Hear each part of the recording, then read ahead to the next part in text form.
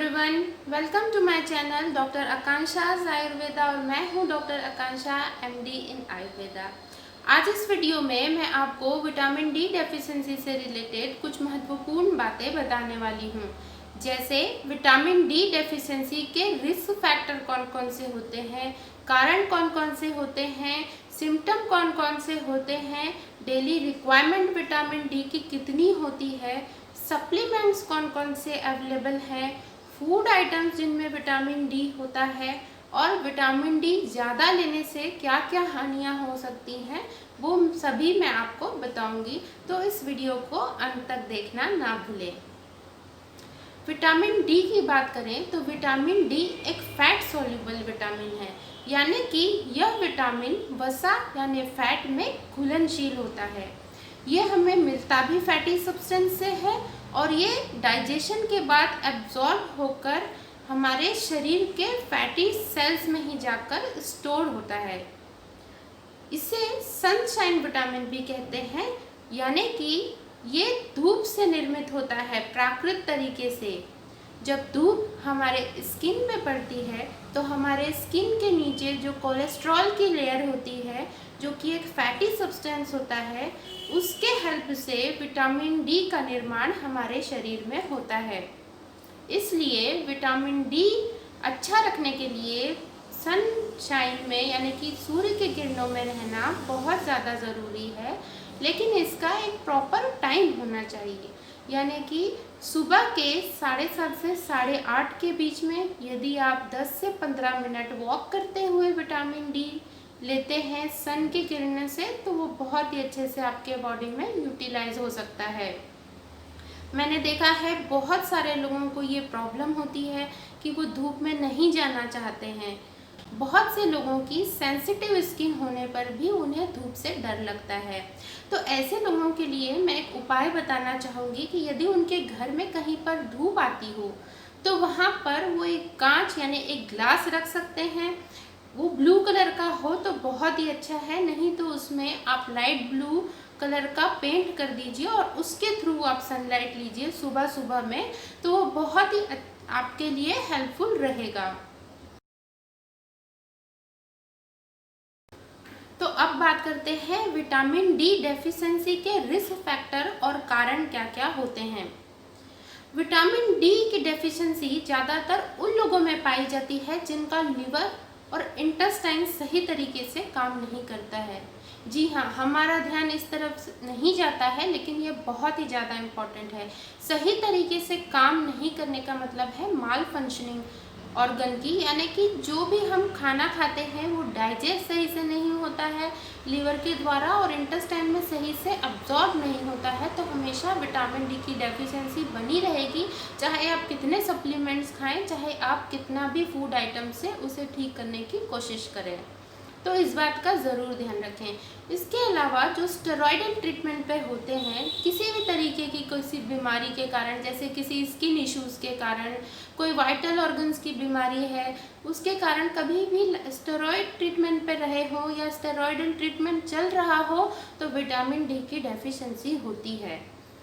बुजुर्गों में जो कि 60 वर्ष से अधिक उम्र के हैं उनमें विटामिन डी की डेफिशिएंसी पाई जाती है, प्रेग्नेंट लेडी में पाई जाती है और बुजुर्गों में भी खास तौर पे महिलाओं में विटामिन डी की डेफिशिएंसी पाई जाती है, मेनली मीनोपॉजल स्टेज में, क्योंकि कैल्शियम की कमी भी उसी कारण होती है।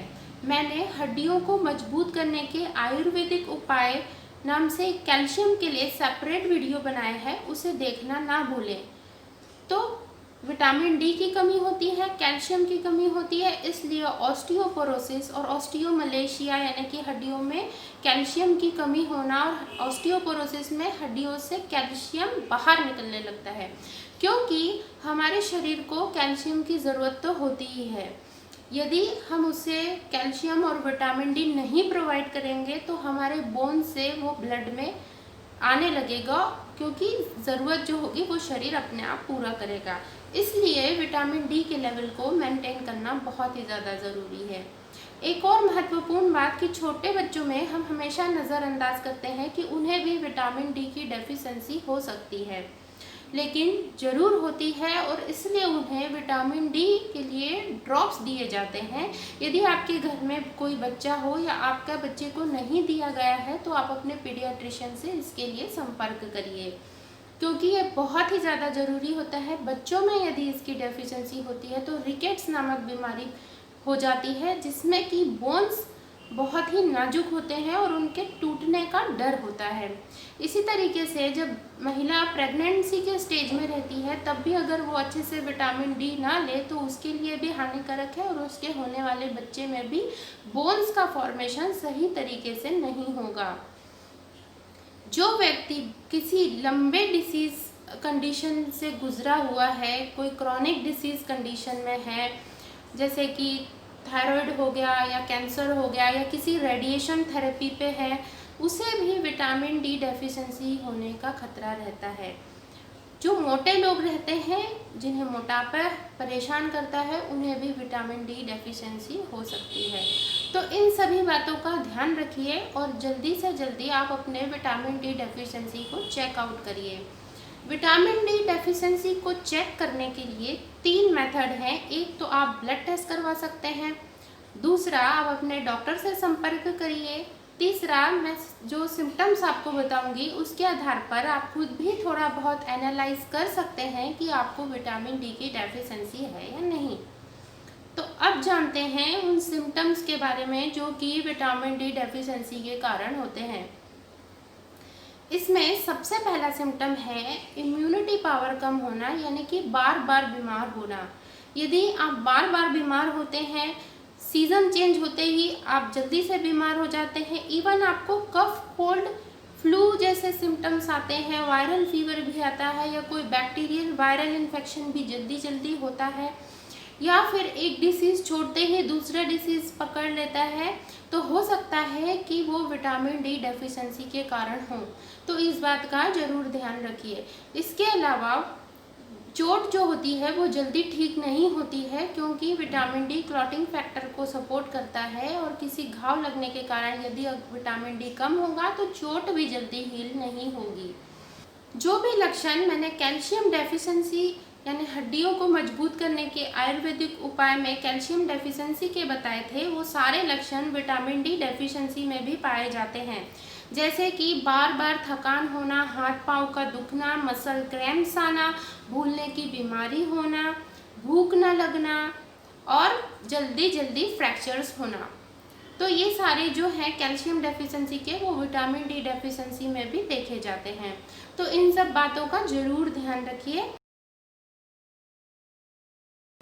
अब मैं आपको बताने जा रही हूँ कि डेली रिक्वायरमेंट कितनी होती है विटामिन डी की। तो विटामिन डी की डेली रिक्वायरमेंट होती है 20 नैनोग्राम से 20 नैनोग्राम पर मिलीलीटर से 50 नैनोग्राम पर मिलीलीटर तक। ये वर्ल्ड वाइड रेंज है, लेकिन क्योंकि हमारे इंडियंस का कल्चर अलग है, यहाँ का क्लाइमेट अलग है, तो 20 नैनोग्राम पर मिलीलीटर के आसपास यदि आपके विटामिन डी के लेवल्स आते हैं तो ज़्यादा चिंताजनक बात नहीं है। रिसर्चेस में ये पाया गया है कि वर्ल्ड वाइड 50% लोगों को विटामिन डी की डेफिशिएंसी होती है और इंडिया में लगभग 70% लोगों को विटामिन डी की डेफिशिएंसी है। तो इस बात का ज़रूर ध्यान रखिए कि 20 नैनोग्राम पर मिलीलीटर के आसपास आपके विटामिन डी के लेवल हों। डेली रिक्वायरमेंट कितनी होती है? तो डेली रिक्वायरमेंट होती है 400 से 600 इंटरनेशनल यूनिट। फ्रेंड्स, आप कंफ्यूज मत होइएगा। जो लैब टेस्ट की रिपोर्ट है वो 20 नैनोग्राम पर मिलीलीटर से 50 नैनोग्राम पर मिलीलीटर तक होती है, लेकिन हमारी डेली रिक्वायरमेंट है वो 400 टू 600 IU यानी इंटरनेशनल यूनिट होती है। दोनों के यूनिट्स में डिफरेंस है, इसलिए ये अलग लग रहे हैं। जो नॉर्मल डेली रूटीन में रह रहे हैं उनके लिए 400 IU विटामिन डी का डेली रिक्वायरमेंट काफ़ी है, लेकिन जो ज़्यादा फिजिकल वर्कआउट करते हैं, जो वृद्ध हैं, जो प्रेग्नेंट हैं, उन्हें 600 IU लगभग विटामिन डी की ज़रूरत होती है।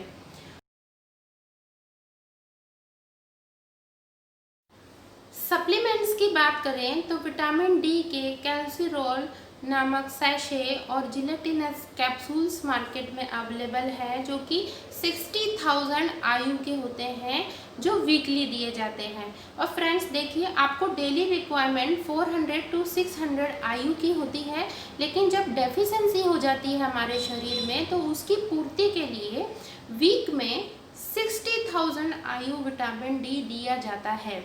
ये कैप्सूल के फॉर्म में, सैशे के फॉर्म में और इंजेक्शन के फॉर्म में भी होता है, जो कि इंजेक्शन में बहुत ही ज़्यादा मात्रा में विटामिन डी दिया जाता है। तो ये मेरा पर्सनल पॉइंट ऑफ व्यू है कि शुरुआती तौर पे यदि आपको विटामिन डी की डेफिशिएंसी हो तो आप सप्लीमेंट्स यानी सैशे और कैप्सूल से उसे पूरा करने की कोशिश करें। अब सवाल आता है कि इसे लिया कैसे जाए, तो इसे 2 महीने तक वीकली, यदि आप कैप्सूल लेते हैं तो 1 कैप्सूल, और यदि आप सैशे लेते हैं, ऐसे छोटे से सैशे आते हैं, तो वीकली 1 सैशे आप लीजिए, यानी 60,000 आयु के वीक में 1 सैशे लेना है। इस प्रकार से 1 महीने में 4 सैशे लेना है और 2 महीने में 8 सैशे लेना है। यदि कैप्सूल लेते हैं तो 1 महीने में 4 कैप्सूल लेना है और 2 महीने में 8 कैप्सूल लेना है। तो ये तो डेफिशिएंसी की बात हो गई, लेकिन इसका एक मेंटेनेंस डोज भी होता है, यानी इन 2 महीनों के बाद अगले 2 महीने आप 15-15 दिन में वो सैशे लीजिए या 15-15 दिन में वो जिलेटिनस कैप्सूल लीजिए। इसके बाद के 2 महीने में आप मंथ में 1 सैशे या 1 कैप्सूल ले सकते हैं, अगले 2 महीने में, यानी 2 महीने में 1-1। इस प्रकार से 6 महीने आपको ये सैशे या कैप्सूल लेने से विटामिन डी डेफिशिएंसी पूरी होती है। लेकिन इस 6 महीने का कोर्स करने के बाद आप थोड़ा ब्रेक लीजिए, यानी 6 महीने आप कुछ सप्लीमेंट ना लीजिए।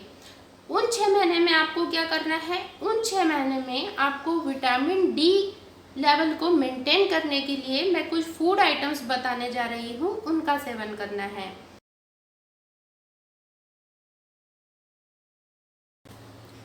फूड आइटम्स की बात करें तो फ्रेंड्स, मैं आपको किसी प्रकार की शंका में नहीं रखना चाहती हूँ। बहुत सारे फूड आइटम्स ऐसे नहीं हैं जिनमें विटामिन डी मिलता है, और उसमें भी वेजिटेरियंस के लिए ऑप्शंस बहुत ही कम हैं। वेजिटेरियंस की बात करें तो काऊ घी में विटामिन डी होता है, मशरूम में विटामिन डी होता है, लेकिन मशरूम वो होना चाहिए जो सनलाइट में हुए हों, जो बंद कमरे में कल्चर किए जाते हैं मशरूम, उसमें विटामिन डी अच्छे नहीं होते हैं। इसके अलावा दूध की मलाई में और काऊ मिल्क में भी थोड़ी मात्रा में विटामिन डी होता है, क्योंकि ये फैटी सब्सटेंस में होता है, इसलिए जो दूध की मलाई है उसमें थोड़ा पाया जाता है।